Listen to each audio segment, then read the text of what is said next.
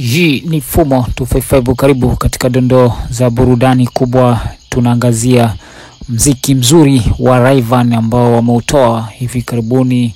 Una takriban siku 2 pekee, lakini maajabu yanayofanyika huko mtandaoni si mchezo. Mapokezi yake ni makubwa kweli. Tunafahamu mziki wa Bongo Flava umekuwa na uwekezaji mkubwa na kufika mbali mpaka barani Ulaya, sio Afrika tu.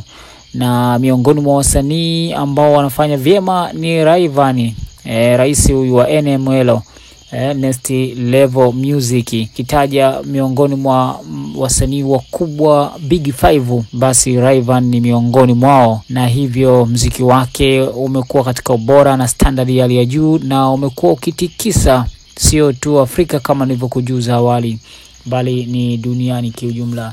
Tarehe 2 mwezi huu wa 4, Rayvanny ameachia ngoma yake mpya. Hii ni ngoma ambayo ameshirikiana na Diamond Platinum. Unakumbuka Tetema, ngoma ambayo ilimfanya Rayvanny akawika na kufika mbali kweli. Basi sahau kuhusu Tetema. Sasa ni Nesa. Namna gani wimbo huu unavyoweza kuchana mawimbi na kufika mbali, na hivyo kuwavutia mashabiki wa mziki mzuri barani Afrika na kutinga hata huko Ulaya. Nimeona baadhi ya klipu zikionyesha namna gani mapokezi yake ama challenge zile zikifanywa na baadhi ya watu wenye rangi tofauti, kwa maana wa Afrika na watu weupe.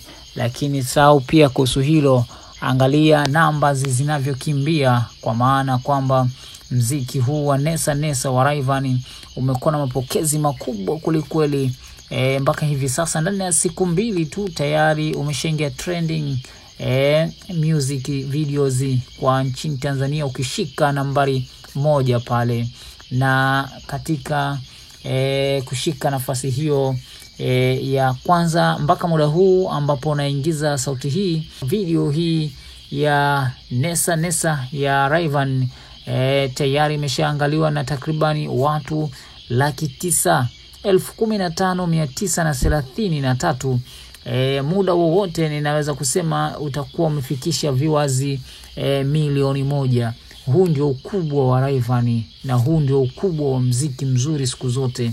Na hii ni miongoni mwa nyimbo ambazo zinanikumbusha ambazo Rayvanny amefanya vizuri sana akishirikiana na Diamond Platinum.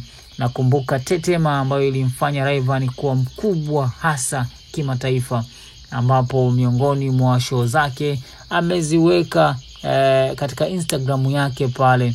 Ukipita pale unaweza ukamfollow Rayvanny, lakini pia ukaona klipu kadhaa za Instagram ambazo ameziposti zikionyesha show zake kubwa ambazo amezifanya huko Ulaya, na hasa ni kutokana na matunda ya Tetema.